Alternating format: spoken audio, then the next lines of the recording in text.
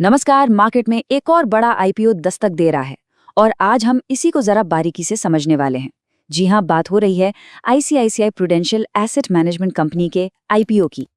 तो सवाल यही उठता है कि एक नया फाइनेंशियल जायंट पब्लिक हो रहा है, तो क्या ये एक सुनहरा मौका है या फिर एक रिस्की बेट?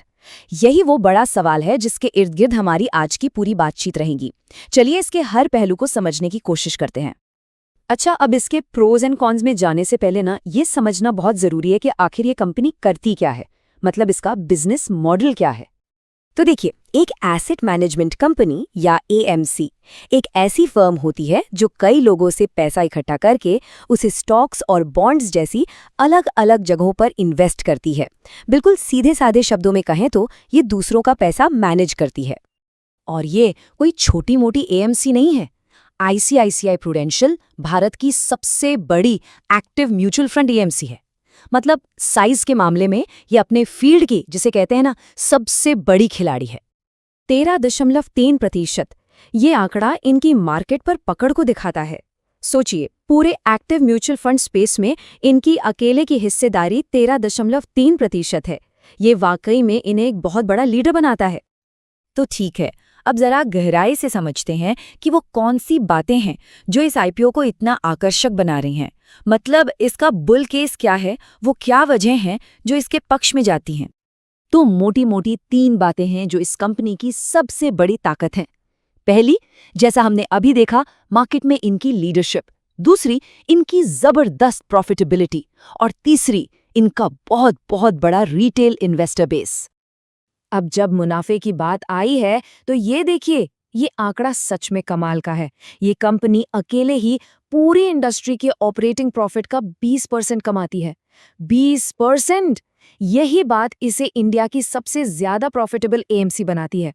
1.5 करोड़ से भी ज्यादा, 1.55 करोड़।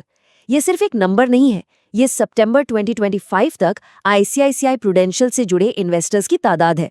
और ये देश में किसी भी एएमसी का सबसे बड़ा, जी हाँ, सबसे बड़ा इन्वेस्टर बेस है। तो सवाल यह है कि इस बड़े नंबर का मतलब क्या है? इसका मतलब है एक स्टेबल और रेगुलर कैश फ्लो। मिसाल के तौर पर अकेले सितंबर 2025 में एसआईपी के जरिए 483 करोड़ रुपए आए। तो ये जो विशाल इन्वेस्टर बेस है ना, यही इनकी सबसे बड़ी ताकतों में से एक है। लेकिन जैसा कहते हैं ना, हर सिक्के का दूसरा पहलू भी होता है। तो अब जरा उन जोखिमों पर, उन रिस्क्स पर नजर डालते हैं जिन पर गौर करना बहुत जरूरी है। यहाँ भी 3 बड़े जोखिम नजर आते हैं। पहला, फंड्स का अंडर परफॉर्मेंस, मतलब अगर फंड्स अच्छा परफॉर्म ना करे।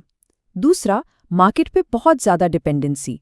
और तीसरा, रेगुलेटरी प्रेशर, यानी नियमों में बदलाव का खतरा। ये चार्ट देखिए, ये एक बहुत बड़ी कहानी बताता है। कंपनी का लगभग 93% रेवेन्यू सीधे सीधे एयूएम बेस्ड फीस से आता है। मतलब जो पैसा वो मैनेज कर रहे हैं उसी से। इसका मतलब बहुत साफ है, अगर मार्केट नीचे गया तो इनकी कमाई पर भी सीधा और तगड़ा असर पड़ेगा। और यहीं पर आता है परफॉर्मेंस का रिस्क। इनके एयूएम का एक बड़ा हिस्सा, करीब 17.1%, पिछले 3 साल में अपने बेंचमार्क से पीछे रहा है। अब जाहिर सी बात है, अगर फंड्स अच्छा रिटर्न नहीं देंगे तो लोग अपना पैसा निकाल लेंगे, है ना? और इससे सीधे सीधे कंपनी के एयूएम और रेवेन्यू दोनों पर असर पड़ेगा। और फिर आता है रेगुलेटरी रिस्क। इसे ऐसे समझिए, अभी फीस के कुछ नियम हैं, लेकिन क्या हो अगर कल को रेगुलेटर इन नियमों को और कड़ा कर दे? मतलब वो कह दें कि आप अब कम फीस ले सकते हैं। इससे क्या होगा? कंपनी के प्रॉफिट मार्जिन पर सीधा दबाव पड़ेगा।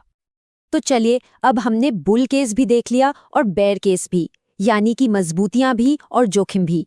अब इन सबको एक साथ रखकर देखते हैं। तो कुल मिला के कहानी ये है, एक तरफ है मार्केट लीडरशिप, जबरदस्त प्रॉफिट और एक बहुत बड़ा रिटेल बेस जो एक स्टेडी इनकम देता है।